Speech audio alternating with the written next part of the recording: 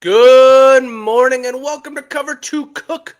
We are on episode 67. Today is January 19th, and we're going to be recapping the Saturday NFL games and what is coming up for our two games on Sunday. But before I get too far, let me bring on my co-host, Mr. Tim Cook. How you doing today? I'm doing good today.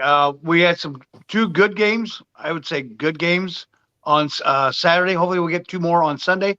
I also want to give a shout out to my granddaughter. Their team won in the fifth grade volleyball round robin tournament yesterday. And she played very well. So I wanted to give a shout out to her. Oh yeah, for sure. Another good listener for us. Yeah. Now starting her career as an athlete. So good luck to her, and always remember, just have fun. That's all it is at your age. Just have fun. But now we got to unfortunately talk about the people that are not having fun, as there's playoff teams that are planning their trips with their families. They wanted to play another week, they can't. Let's go right off that first game.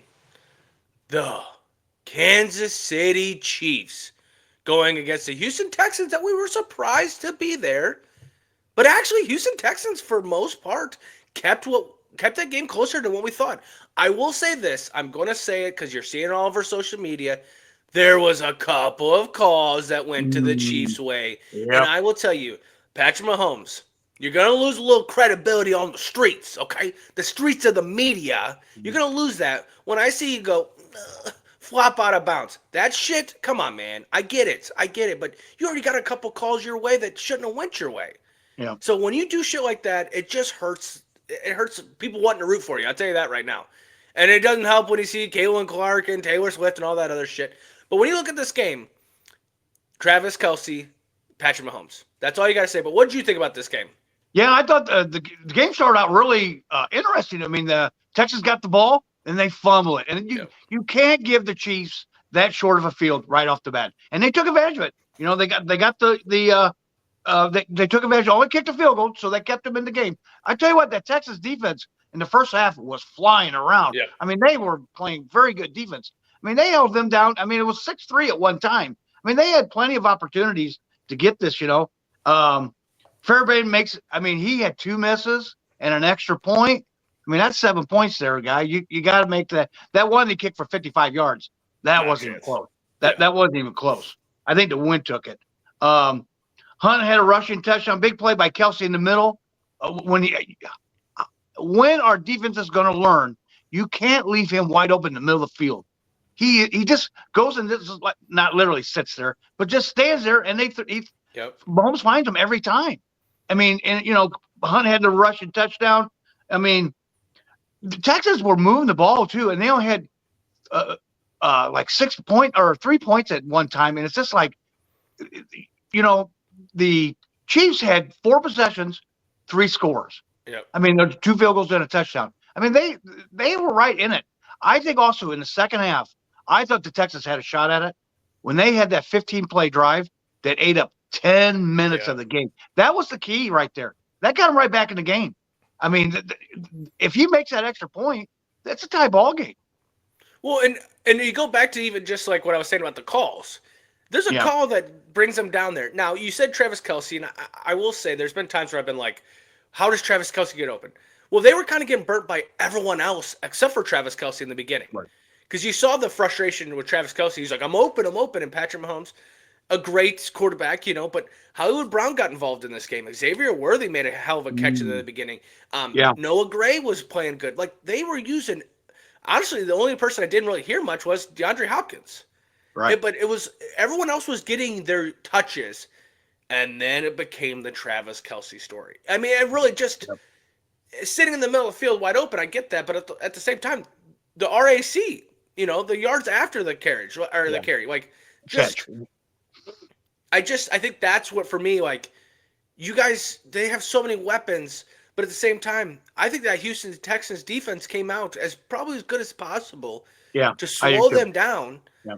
And that offense had to capitalize, and they just didn't. It was one of these timing things. If they would have flipped their second half offense on the first half, it could have been a different game. But I have a question for you. So a lot of people are talking about this game outside of just what happened. That last play. So they take a Oh, knee. They right. take a knee. So if you guys were watching the game, The Chiefs were up 11. Okay. Right. Now the line going into the game was 9.5. Yes. We took it Friday night at 8.5. Okay. So this Right. kind of takes us out of the conversation. Well, let's rewind a little bit, because how did they get the ball there? Well, Houston Texans go to kick a field goal. Remember, Kansas City's up 11. Kansas City blocks a field goal. So I saw that blocked field goal. I'm like, we're good, because Kansas City wasn't going to score another point. So once they blocked the field goal, I'm like, okay, we're good. We're up 11. They're going to take knees and run the clock out. Take 3 knees. 4th down comes. They punt. They send it back to the punter, and the punter runs out the back of the end zone to take up more time. It makes 0 sense to me. No. Makes the line 9. So if you bet right before that game and you took Kansas City Chiefs with 9.5, up till about 30 seconds, you had that win. And then your own damn team runs out the back of the end. I'd be pissed. I would be pissed. But what did you think about that? Yeah, I would too. If the controller probably would have went through the TV. Yeah. If I was betting on that, it's like, what are you doing? I mean, I'm glad we got it at 8.5, but if we would have bet it at 9, it's like, what are you? That would have just drove me nuts. It's like, what are you doing? Don't do that. You know. And see, what I don't understand is, so what? You punt it, okay? You get the ball off, you punt the ball. You're gonna hit it out of bounds, because don't even give them a chance to return. There's still 30 seconds left. Say there's a chance that they throw a pass down the end zone, they catch a touchdown, right? Right. You're still up another score. Yeah. They even if they went for 2, they're gonna have to kick a field goal. I understand not trying to drag the game out, but you kind of did by taking a safety, because then you're punting it off to them. It made 0 sense. I was texting my friend group, and they were like, well, maybe it was just because you could safely control that one. Like, if you control the punter getting it, then he could just run out of the end zone instead of. And I'm like, that opens so many more doors. Because if he fumbles it and they get the touchdown, I don't know. That's a bad beat on some people. And there's people on the other side that took Texans plus 9.5. They were like, thank you. Thank you for allowing that. So Yeah, most definitely. And also too, CJ Stroud took way too many sacks. What do you have? What Chiefs have 9 sacks? Yeah. You can't. I mean, but you got to get rid of the ball. That's too many. I mean, he was just towards the end of that game. He was just getting. I mean, they were blitz, and they knew it. I mean, Spagnuolo just started blitzing them. I mean, he blitzed them 4 times in a row, just and he had no shot at it, none. I mean, they came right up the middle and just pummeled them. Well, and I think the biggest thing was they weren't leaving the running back. They were sending the running back out for passes, right? Between either Joe Mixon or Pierce. They were doing screen plays, or they were throwing the ball out. It's like, let them sit in the pockets. You have other bigger weapons that were helping you throughout the whole game outside of just your running backs. Set your formation. And I think that was maybe, it felt like just a little bit of too big of a moment for CJ Stroud, which is surprising because we had these expectations from him last year that were like, okay, he's going to be the franchise. He's going, and I do feel like in that moment, he just did not set the line properly. They were either, they shade the wrong way, and their blitz would come off the outside. Nobody would be touching him. I mean, there was how many times in a corner blitz or an outside linebacker blitz that would easily just come and get to him. And it was like, where is the tackle not there, or is there running back not there? What's happening? I know they're bringing too many people, but what are you doing? Right. And there was one, the middle was wide. I don't know how their blocking scheme was, but he ran right up the middle and grabbed. I was just like, nope. I mean, you mean to tell me one person couldn't put a block on him? I mean, it was just. I mean, he had a big hole just to go up the middle. Well, and that was the one where the guard went he went outside and said the guy came right down the middle, Eric Reed or Reed or whatever. Yes. For Kansas City, which was a Texan. So, blissful. I will say it was a good game by Kansas City. It's why they are who they are. Yeah. We are seeing that home field advantage. So you come after that game. Obviously, Kansas City wins. We both win our bets by the skin of our teeth because these dumbasses are running out the back of the. I'm sorry, but I literally sat there and I was talking to my wife and I'm like, what is happening? And she had to pause her show and she had to listen because she understood that in that moment I was not going to let her watch her show. And I was just like, I had to rewind. I'm like, what is happening? Why would you even do that? Yeah. So it made no sense. I still don't. No. But that takes us to the night game. Lions versus Washington. We know how this is going to go. The Lions are going to win this. Hey, they are destined to win the Super Bowl. They are the best team. Oh, no, no. What'd you think about this game? Yeah, I had a prediction of this being like a 45-28 game, but not the Commanders. Yeah. I had it going the Lions' way, and it did not. I mean, right off the bat, Washington, they're 20 for 23. They brought up that stat in the game. 20 for 23 on fourth downs, and they go for it on the first fourth down, and they don't convert. Yeah. And I'm like, oh, okay, so this could be the Lions' way. Gibbs starts out the scoring with a rushing touchdown, made it 7-0. Gonzalez kicks a field goal 7-3. I think the big key, turnovers. Yep. This time, you played the Texans, you had 5 turnovers, and you won that game. This time you're playing a better team in the Commanders, and they're hot right now. I'm telling you right now, they're hot. Jane Daniels has got that team. I think Cliff Kingsbury's got that team. He puts Daniels in the right situations all the time. He can either beat you, try to stop it. Either I'll beat you with my legs, or I can throw. And I'm going to tell you what, right now, Anthony, he was throwing dimes into buckets last night to McLaurin. I mean, he was throwing lights out. I mean, that kid is hot right now.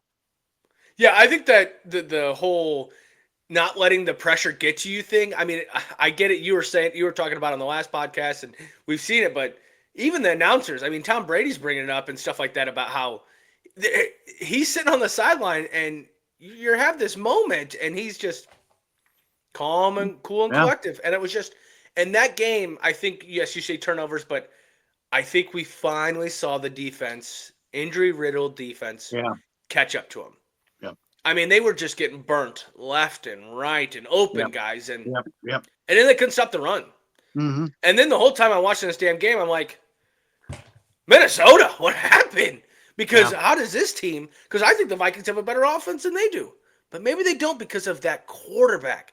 I mean, some of those plays where he's kind of scrambling a little bit, he didn't have the happy feet. And I think that's where when the play wasn't there, he's still cool, calm, and collective to just sit there and be like, okay, go through his reads. I mean, I'd be shitting myself. I'm going to be 100% honest. I'd be shitting myself when they ain't there because there's some big boys coming his way. Instead, he maybe takes a little steps up, gets a little run in. I just think that's what you look at and Austin Eckler was a huge performance in this game. Brian Robinson, a huge performance. They couldn't stop him. I mean, that defense, giving up that amount of points, for one, doesn't help. But two, it just didn't feel like they ever punted. I think they punted once, maybe twice in this game. Right. They went for it on a lot of fourth downs, though. Yeah. And they got it. And also, and then they tried to do some trick plays the Lions did, and it's just, that Williams throw towards the end, and he's intercepted. It's just like I get it, you just throw everything out. You just try to do whatever you can do to win the game, but it wasn't working. I mean, that Washington defense was getting a lot of pressure on Goff and just making them do. Yeah. But that catch of Laporta's, that one-handed catch, Jesus age, what? If there ain't stick 'em on these gloves, come on. I mean, he just sticks his big paw out there and catches it. That was a hell of a catch. Well, I think his hand's the size of the moon too, so it doesn't really he just throw it up here and go a big pop of paw at it. Yeah. So, I mean, it's just, they just didn't play their game. They didn't use a lot of the running attack, but they got behind early. So that forced them into throwing balls down the field. I mean, they had to get going. And, it's just, I think Goff's a good quarterback, but he showed up last night that maybe he's just a good one, not a great one. Well, and I think the other thing, too, so hold on. I think Jared Goff had an okay game until he threw that pick six. Yeah. He got fucking leveled. Yes. That was, and even the people were like, that should have been a penalty. It should have been. But man, oh man, there's no way you get up from that. Now, the backup quarterback, Teddy Bridgewater, comes in after high schooling a coach. He won a state as a high school coach. Comes in, does pretty good. I mean, throws the ball. And then they have that huge run by Jameson, which I get it. There's this certain culture there. But I think Jameson kind of pushes the boundaries on what the culture that Campbell wants there. And why I say that is because that guy was celebrating at the 15-yard line. Yeah. And he almost got caught at the end. Yeah. And I know that ain't shit that he wants to see. Now, at the same time, some of the trick plays worked, some of them didn't. But I think once Goff took that hit, He Mm-hmm. became a lot more timid on his passes. He I wasn't agree. him. And my person that I just felt like we heard his name a couple of times, but Amore St. Brown. The dude is Yeah. so dominant. How is he not getting the ball more? Jameer Gibbs Yeah. is the only reason this game was even close. Yep. David Montgomery was nowhere to be found, Yeah. which I know he's coming off an injury, but Right. I think you go to one back going forward. I don't know if you do the Sonic and Knuckles and all that stuff anymore because Jameer Gibbs kind of showed in these last 3 or 4 games Yep. that he can be a single down or the back. So Yes. Yep. I was so surprised by this, but no NFC team North wins. So, I mean, I guess the Vikings are as good as the Lions, I guess, because we didn't win one, but that also means the freaking Bears are as good as any other team there because they didn't win any games, but they didn't lose any games in the playoffs either. So it just was crazy. It was crazy to have them not compete in this game. So, but that takes us to wait, did you bet in this game? Because I think you betted. And I didn't. It did not come out. They lost. So, yeah. Yeah, you had the Lions and I had the Lions too on that one. Yeah. Yeah. And the sad part is right before it, I actually thought about taking the over, Mm. and it was like the over hit damn near before halftime. So it was like I should have took the over. I mean, what was there? 80 points scored? Yes, a friend of mine that was sitting next to me he took the over on it, but for the over on FanDuel, it was minus 1,100 for it to be over 40. So you had to bet $1,100 to win $100. Yeah, but I mean, why isn't he looking at different odds then? I don't know. Yeah, You know he what I did. mean? He took the 55. I think the Yeah. over under was 55. So, but yeah, and another thing too. Last thing before we get out of this, you were just waiting for the Lions to come back. Yeah. They've done it all year. You know what? And you're waiting for them, and they just didn't. I mean, they just couldn't get anything going. Well, and I think that's the compliment to the Washington Commanders. Yes, For definitely. them to win that game the way they did, I definitely give the roses to them. Yeah, I mean that quarterback, man, damn it. Whoever they play in the next round for the NFC Championship, whether it be the Eagles or the Rams, right now I wouldn't be shocked if they make it to the Super Bowl. I really wouldn't be.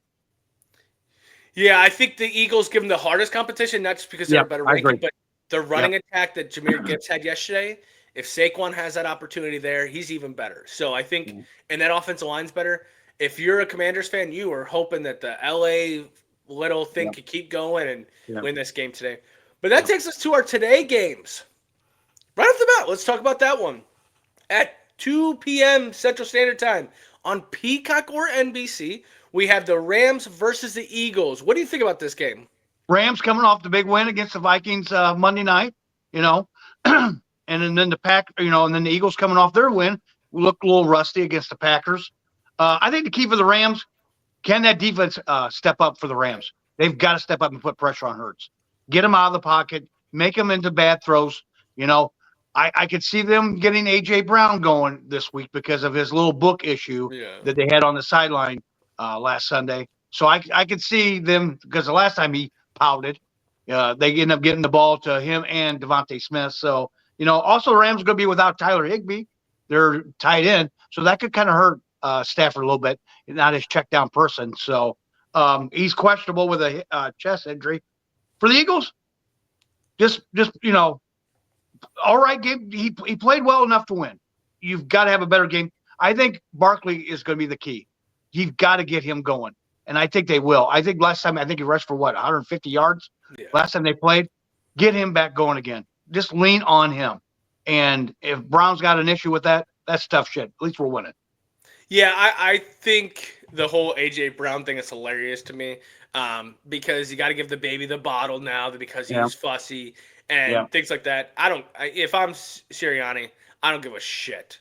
Go cry yourself over there. Don't play the game. I don't care. I don't care. You're more of a decoy than you are a weapon anymore these days when they become as running offense like they are.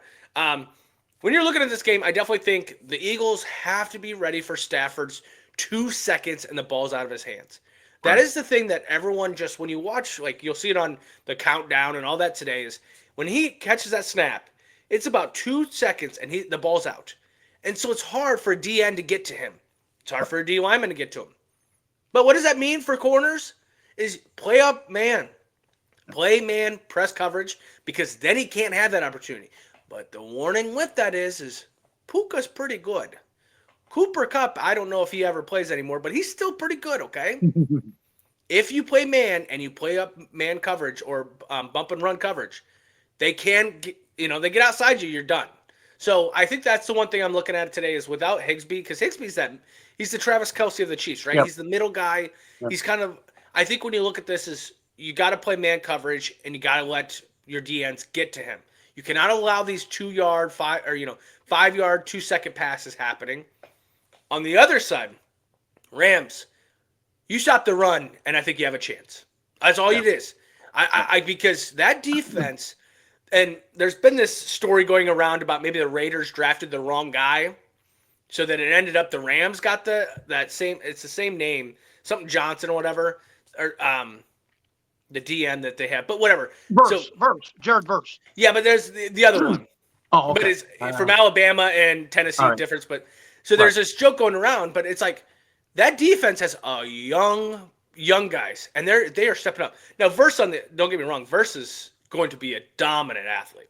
Yeah, I agree. So I think the way he's played, and not just against the Vikings, because he played really good against the Vikings both games, but like every game that he's played. But you gotta stop the run, and I'm afraid if I'm a Rams fan, can you stop the run? Because even the Vikings were able to run on you, and the Vikings do not have a good running offense. So can you step up and fill those gaps when the run comes? That's going to be your deciding factor this game. Yeah, I think also the key too is Kyren Williams for the Rams. They've got to get him involved too as well. So that opens up that passing to Kupp and Nacua. So I mean, you've got to get him going, because when they get him going, that opens up a lot on that offense that Stafford could get to, down the field. So they've got to get him involved. The Rams are 10-8 against the spread this year, and away from home they're 5-3 against the spread. Matthew Stafford's playing with a lot of confidence right now. I think he is, and if he can get the Cooper Kupp in that early, this could be a hard game for the Eagles to win. I think the defense can get to Hurts like they did against Darnold, so I like the Rams getting the 6.5. That is a hell of a decision. And the reason I say that is because I'm also thinking, are the Eagles looking past after seeing what happened last night? Right. Are they like, wow, so we don't have to play the Lions now? Oh, here we go. Right. And little do they know is there's just this momentum. I mean, even yesterday with the LA Fires, we're talking about that, and they had, which was really cool, Fox, if you watch the pregame, they have 10 TVs set up for the firefighters during their off shift to come in there to watch football. That's what they want to do. That stuff, I just feel like there's momentum on LA's side. Yeah. But there's always I'm going with the 6.5 on the Eagles. Wow. Because I think they're going to run the ball down their throat. That team's got too much swagger, man. They're out there making fun of Green Bay after that play. They are physical. They are very freaking physical. And I think that the weather and the physicality is just going to kind of throw the Rams off in this game. I'm nervous because I was so on this one today. I was like, Rams aren't going to win this game. No. And then the Lions lose last night, and I'm like, oh, shit. Now is the Rams have a chance now. Right. But stop that. It's all about the Eagles. I think the Eagles, I took them going to the Super Bowl. I think they got the clearest path to go to the Super Bowl. I'll take the 6.5 tonight. Yeah, I just think that the Rams right now have they're hot right now. So they've got things going on their side, and just I think I don't know if they can win, but I think they can cover. I think they can cover the spread. I know, and I guess I got a question then. So you don't think the Eagles are hot right now? With that running attack, the way they played against the Packers, I think if the Packers don't turn the ball over 3 times, if Love has a decent game, I don't know if they win. I don't think Hurts. I didn't believe in Hurts playing. He didn't play. He played an average game. I mean, I think they could have beat him if Love doesn't turn the ball over. I think they had a shot at it. Yeah, I guess in that game I was more of the physicality was like I felt like they were playing with their food, and I think that's where for me if they're playing, I mean the swagger and the Devontae Smith and AJ Brown and Saquon, I mean you just naming these stars, it's like But well, that takes us to the night game. Holy shit, do we have a classic ahead of us? We have the Baltimore Ravens with the Lamar Jackson offense, MVP consideration candidate versus Josh Allen and the Buffalo Bills as an MVP candidate. Honestly, I think they're going to decide who wins the MVP based on this game alone. I know that people are like, well, the votes are already in. I think this is who wins it. Looking at this game, the cold. But who team does that benefit with the cold? Because I think it might benefit the team you don't think, and the Ravens, because they're going to run the ball down your throat. If I'm a Buffalo fan, I put all my faith into Josh Allen all year. One more time, can I just get a Josh Allen win? Because if not, this Raven team looks really good. What do you think about this game? Yeah, I mean, both teams coming off both teams coming off wins. The Buffalo, they won after letting Denver score 7 points. They scored 31 straight for their win. The Ravens, they beat up on the Steelers again for the second time. Baltimore won the first meeting this year, 35-10, back in, I think, late September. The Ravens outgained them 427 to 236. Both these teams are Super Bowl contenders. I mean, it's Super Bowl or bust for both these teams. I think this is going to be a classic game. I really do. And it's going to be a cold one.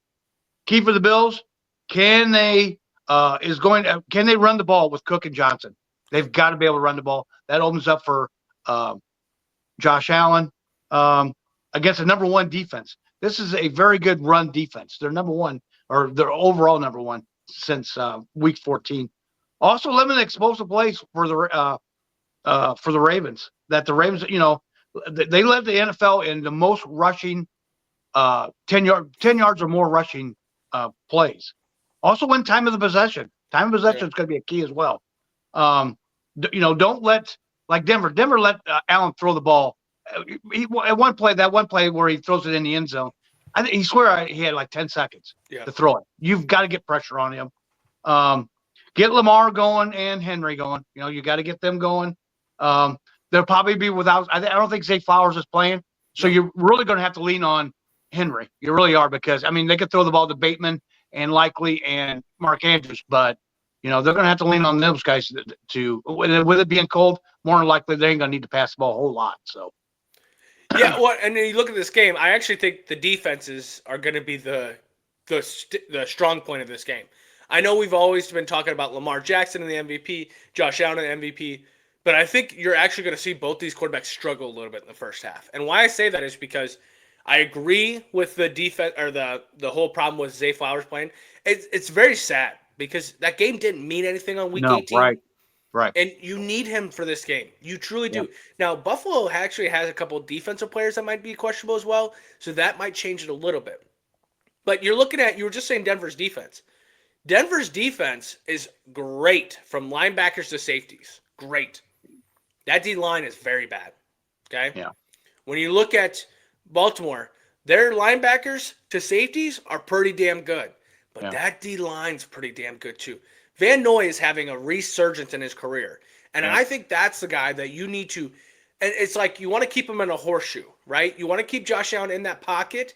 Do not let him get outside of it, but get after him a little bit. Get after him. Get him a little bit of running on the go and stuff like that, because that's when you see the Josh Allen that throws too hard of a ball or too far of a ball. Right. So I think you got to get after him. And I think the Ravens' defense is better than Buffalo's. Yeah. I just think on the offensive side – who's going to be able to rebound or play a little bit better? I feel like we've seen Buffalo play against good defenses and still score points. I think when Ravens have played against good defenses, they have struggled. So I don't know. I think this will be a great game. Like, this will be a great game going into our, because the last Sunday night game, and then we go into next week. I don't know. I'm still on the fence on who I want in this game. Really? I'm not. Buffalo's 11-7 against the spread and 2-2 as a dog, while Baltimore's 11-6-1 against the spread and 11-5-1 as a favorite. I think the home team, the Bills at home are just too tough of a team. So I like the Bills on the money line. Really? Yes. I think they're deep. I think at home, that's the advantage is at home. I think they can. I think Allen is on a pace. He's on a mission. This is his year to make the Super Bowl, and I think this is his year. It could be. And I will say this: Who do you remember who the Bills played last year in the playoffs of this game? Chiefs. Was it Chiefs? Yeah, and the Chiefs beat them at home because Yeah. the Chiefs had to go on the road last year. Yeah. Yeah. The Ravens this year are coming to Buffalo, and then I feel like every year since the year Josh Allen got drafted, we've said he's on the road. This is his Super Bowl. Right. And Bills fans, I'm sorry. I got roommates in college that were Bills fans. But Bills Mafia is going down today. Ravens are taking this game. I'm going money line on this one. I just think the way that team went out and knew what they had to get to the Super Bowl.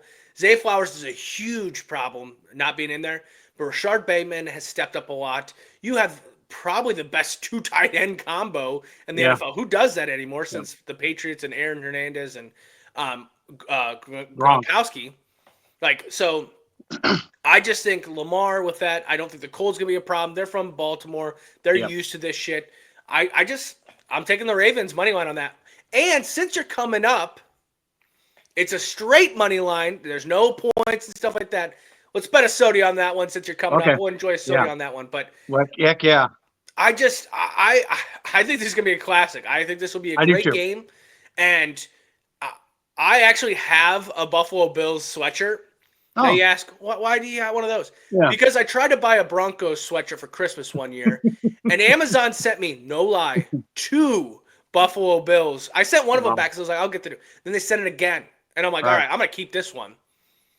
I'm not wearing it tonight because I don't think you're winning. I don't think it's gonna happen. So I think the Ravens on this one. And I wouldn't be shocked if the Ravens won. I mean that tandem of Jackson and Henry, with it being cold, stop them. Hey, Buffalo, hey, defense, you got to stop them. You stop them, I think you got a damn good shot at it. I mean, but I don't know. I think the Buffalo is just poised for another victory. Yeah, and you're kind of rooting for him. I'm not gonna lie, I'm rooting for him because I believe everyone was like, oh, this is gonna be a rebuilding season after all the people they lost, Gabe Davis, Stephon Diggs, and all that, and instead they had one of their best years off of Josh Allen's back. I just think his back is getting a little hurt now with the whole situation. I just don't know if he can carry him one more. But that is our episode Sunday. So we have 2 games on the NFL Sunday. We recapped the 2 on Saturday earlier in the podcast. We will be back tomorrow. Yes, man, you guys are getting a lot of the Cover 2 cooked recently. Tomorrow we're going to be doing a pregame of the Notre Dame Ohio State National Championship. And then please catch us on Facebook. We'll be doing a Facebook Live of our reactions during the game. You'll be able to see us live there. Hopefully it goes a little bit our way. Hopefully, I like Barstool Chief said, just don't get down by a lot, right? But hopefully it goes this way. I don't know. It feels like one of these years where just the Notre Dame. I haven't taken this hat off in like 4 to 5 days, maybe, but. Catch us tomorrow. But everyone have a great Sunday. Enjoy your day off if you have Monday off. But we will see you guys tomorrow.